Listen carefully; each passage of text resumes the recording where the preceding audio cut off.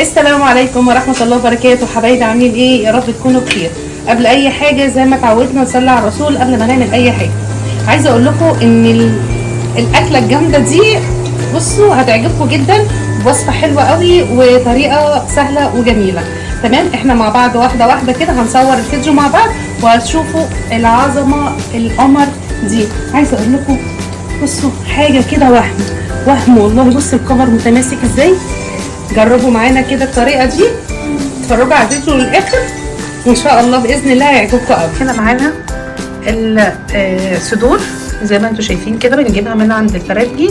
بتقولوا له عايزه صدر كامل، تمام، بتجيبيها كتل كده. ومعانا هنا كاتشب، ومعانا بيكنج باودر، والبهارات الجميله بتاعتنا. معانا كاري، ومعانا بهارات فراخ، ومعانا فلفل اسمر وملح وزعتر نص، يعني كل حاجه كده نص معلقه، تمام. ومعانا توم باودر وبصل باودر وزعتر قلنا وحبهان، تمام كده، والملح. هنا بقى عندنا نشا وعندنا دقيق، وهنا نفس البهارات اللي احنا قلناها دلوقتي بس ما فيهاش زعتر، تمام كده. هنبقى مع بعض واحده واحده كده ونشوف هنعمل ايه. احلى ستريبس ان شاء الله، احسن ما بتجيبيه من بره، تمام كده. قطعها كده بالطول، ولا رفيعه قوي ولا تخينه قوي عشان تستوي معانا، تمام. بصوا كده مع بعض. لازم انتوا شايفين كده نقطعها قطع طوليه كده، تمام تمام كده خلاص. هاجي اقول لكم بقى ايه هنعمل ايه. طبعا احنا وصلنا دي خلاص. هننزل التوابل الجميلة بتاعتنا اللي احنا قلناها، تمام. هننزل بمعلقة كده من الكاتشب،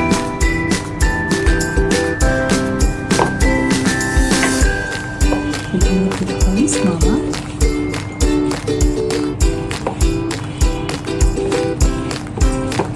وننزل عليها التتبيلة بتاعتنا.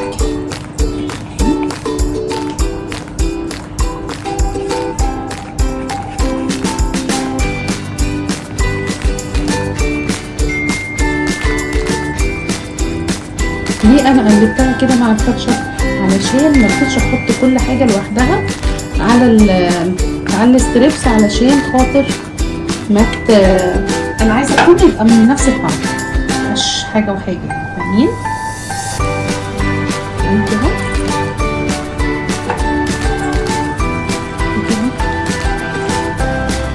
ممكن تحتاج معايا حاجه اوسع شويه، ممكن نحطها كده عشان نعرف نقلبهم كويس قوي. احنا مع بعض اهو واحده واحده كده. التتبيله دي جميله جدا. هنسيب التتبيله دي كده، نسيب قصدي شرايح الستريبس في التتبيله دي يعني مش اقل من ساعه. هنسيبها كده مع بعض ونحطها في التلاجة، نغطيها ونحطها في التلاجة. وممكن بقى بعد كده انقلها تاني في البوله الاولانيه، بس عشان انا نقلتها الكبيره عشان اخد راحتي في التقليب، تمام كده. هنحطها ساعه في التلاجة. ومعانا هنا الريزو الجميل بتاعنا اللي هنعمله بطريقه سهله وجميله جدا وهيعجبكم قوي. معانا هنا رز مصري. عايزه تحطي رز بسمتي حطي براحتك اللي انت عايزه، بس الرز المصري بياخد على كل كوبايه ميه.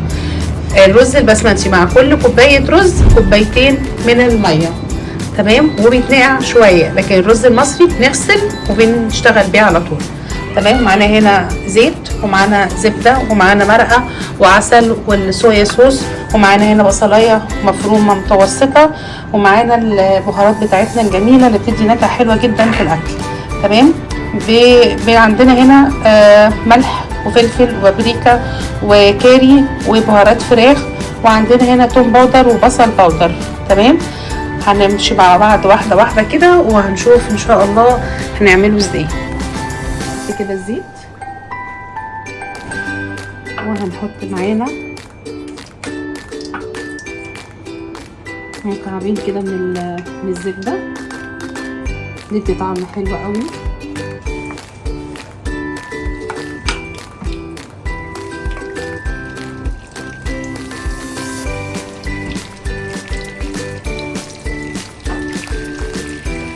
عايزين بس الزيت يسخن كويس قوي مع الزبده.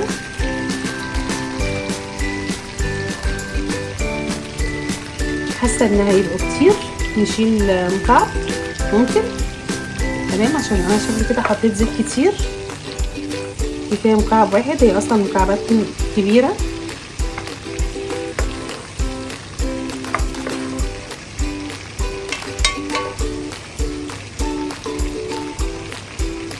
وهننزل بالبصلايه بتاعتنا. انا مش عايزه احمرها، انتوا شايفين كده انا حطيتها بس بتدي تشويحه بس بسيطه جدا. انا مش عايزاها تحمر اصلا ولا حتى تاخد لون. تمام، هننزل بالبهارات الجميله بتاعتنا. بس الملح هنستنى عليه شويه. زين متعصب، هتعصب ليه يا زين؟ عايز تتفرج كتاب؟ اتفرجي كتاب يا ساسو.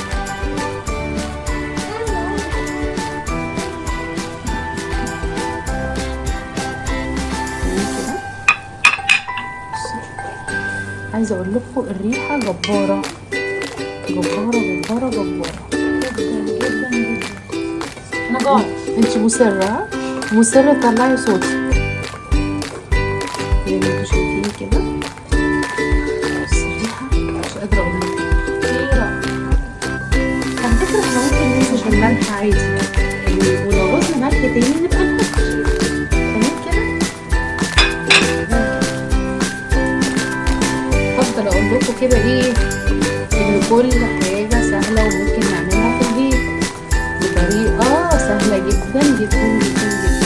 كعب المرقه يا جماعه كتير، اللي عايز يحط مرقه يحط، مش عايز يحط مرقه براحته. تمام، بس ايه هنزودها بس كده.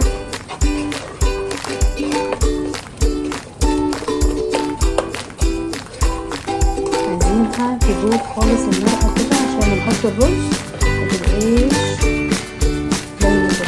تمام،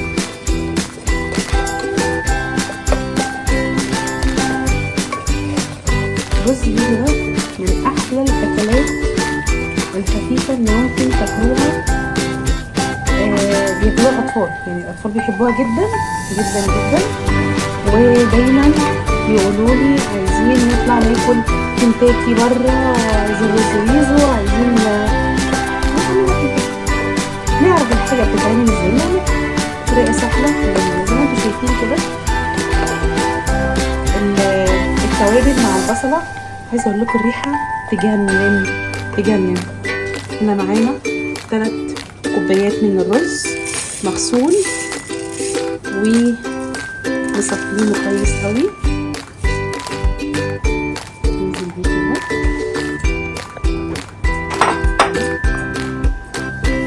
ونقلب. بصوا اللون، بصوا الرز ده عامل ازاي.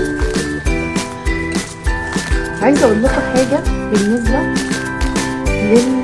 احنا طبعا هنفضل بس الاول هقول لكم بس احنا هنفضل نقلب فيه كده لحد ما نحس ان هو مفلفل معانا، مش هنستعجل على الميه خالص. عايزه اقول لكم حاجه بقى على الرز البسمتي. عشان تجيبي رز بسمتي هاتي الرزايه، لو هتعملي الرز الاصفر هاتي الرزايه رفيعه. عايزه اقول لكم بتبقى احلى، بتبقى مفلفله وبتبقى حلوه جدا في الرز الريزو. تمام، هنفضل نقلب كده لحد ما يفلفل معانا. اوعي تحطي الميه دلوقتي خالص خالص، لازم يبقى مفلفل معانا. لازم نفضل نقلب كده لحد ما نحس ان الرزايه اتشربت من التتبيله القمر اللي احنا عملناها دي. وبعد كده نحط الميه مع بعض كده واحده واحده كده ونشوف هنعمل ايه. احنا نقلناها على البوتاجاز التاني عشان اعلى شويه.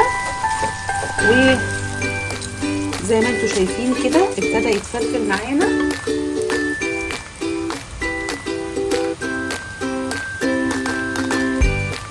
نيجي هنا بمعلقة الصويا صوص، معلقة كده معانا كبيرة حلوة، ومعانا معلقة كبيرة من العسل.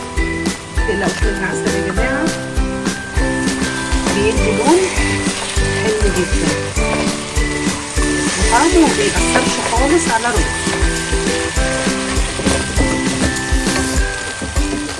المساكة سخنت معايا بس لازم فيها بسرعة.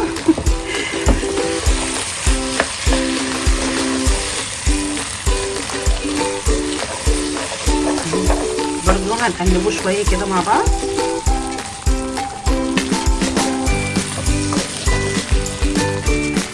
بصي اللون بقى خطير ازاي.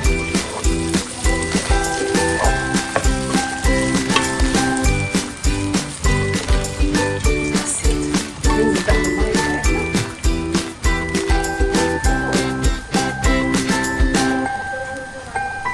بسم الله.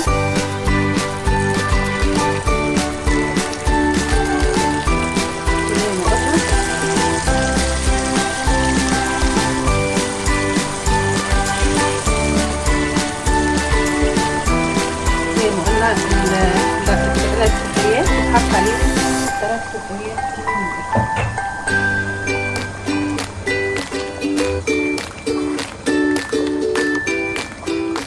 بس هنغطي بقى الرز بتاعنا يتشرب، ولما يتشرب هنوطي عليه، ولما يستوي هنشوفه مع بعض.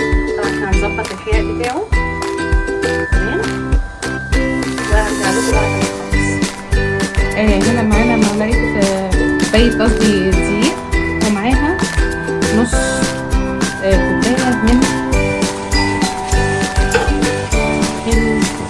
النشا تمام. يبقى كده معانا كوباية دقيق ونص كوباية نشا. نحط عليها هنا معلقة من البيكنج باودر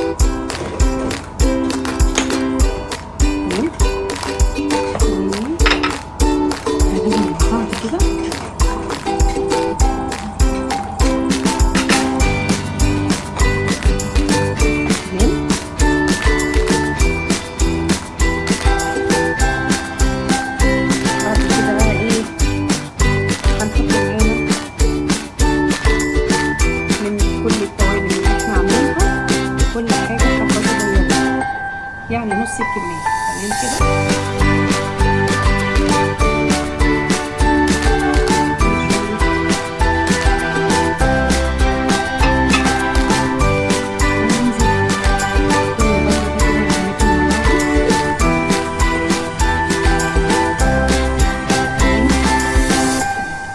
المية بقى هننزل تدريجيا كده لحد ما نوصل للقوام اللي احنا عايزينه.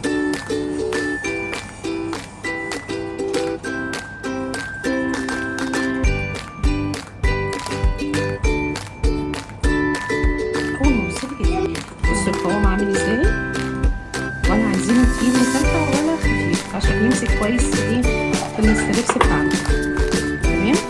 خلاص ده كده.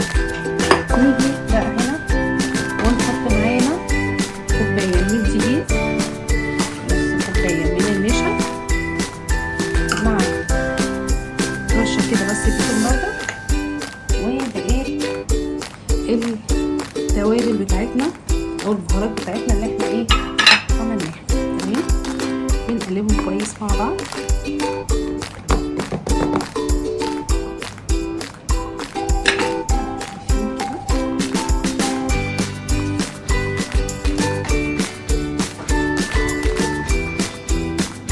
تمام كده قلبنا خلاص. ده الكفر اللي هيبقى على الستريبس من بره.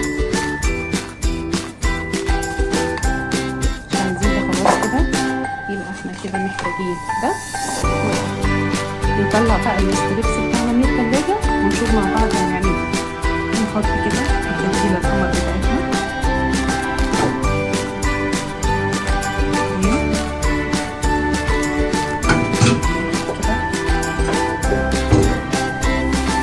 وهنحط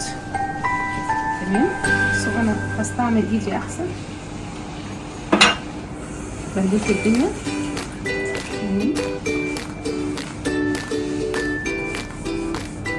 كده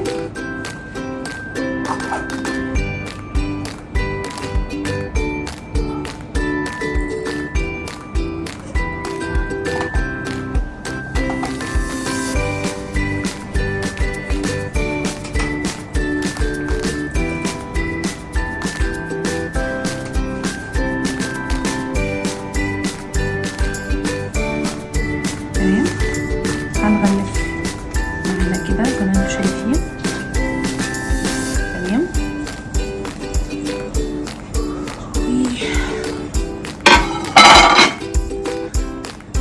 زي ما انتم شايفين كده، وهرجع لكم تاني بعد ما اخلصها خالص كده واوريكم ايه ونشوف قصدي مع بعض واحنا بقى بنحمرها وكده والنتيجه بقى في الاخر. شايفين كده انا هنا غلفتها كلها كده بالكفر، بس بنزلها تاني كده عشان ايه يبقى الكفر تمام. تمام. الزيت عندي لازم يبقى سخن جدا، لازم يبقى سخن جدا. ننزل كده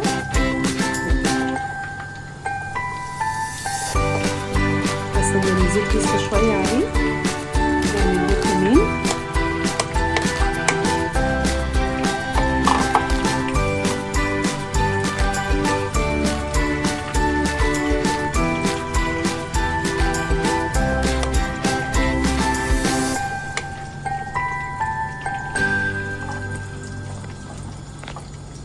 لازم الكفر يبقى كده.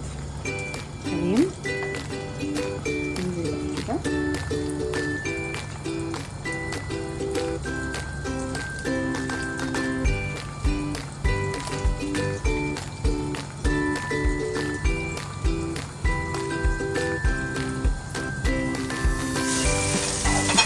شايفين كده العظمه، شايفين العظمه.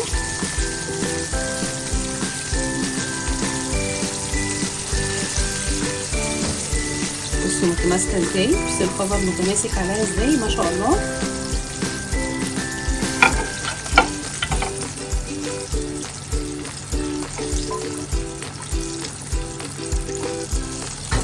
بصوا اللون طالع ذهبي وجميل ازاي.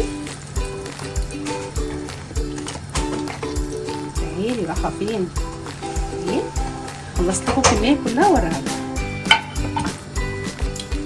يلا ونبص على رز القمر بتاعنا. يا نهار ابيض على الفلفل. بصوا الفلفل جميل معانا ازاي. عايزه اقول لكم ريحته تحفه تحفه تحفه تحفه. خلص مع بعض كده. هنخلص مع بعض ونشوف بقى النتيجه في الاخر لما نعرف مع بعض الاكل كده ونشوف. هنعمل مع بعض دلوقتي الصوص القمر بتاعنا للستريبس الجميل اللي احنا عملناه. تمام. انا معايا دي كده كوبايه كاتشب. تمام كده. وهنا هنعمل الصوص القمر بتاعنا للستريبس القمر بتاعنا. هنا معانا كوبايه من الكاتشب، ومعانا ده صوص بس حار. تمام. هنفضي كده. ايه ده يا زين. ومعانا هنا معلقه عسل حلوه كده زيكم. نعمل لايك. اسمعوا كلام زيزو واعملوا لايك. ومعانا مستردة. تمام كده. سهل وجميل. تمام. هنقلب كده مع بعض. هنقلب مع بعض كده زي ما انتم شايفين. الصوص ده حلو جدا. نعمل لايك. حاضر. زيزو بيقول لكم اعملوا لايك. الصوص ده حلو قوي. احنا هنحط بس ايه سنة فلفل كده بسيطة. تمام. وسنة ملح حاجة بسيطة جدا. تمام.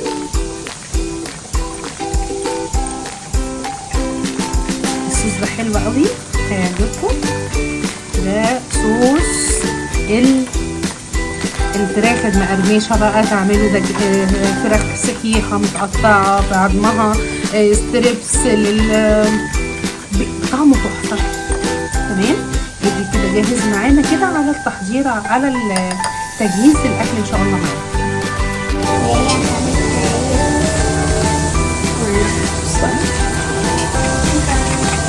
تمارين القماشة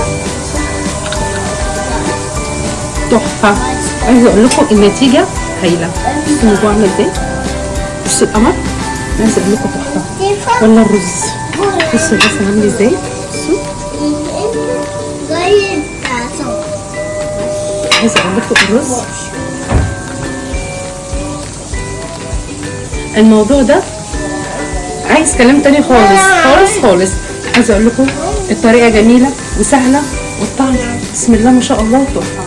قبل اي حاجه تصلي على الرسول صلى الله عليه وسلم، واستنوني ان شاء الله في فيديو جديد باذن الله.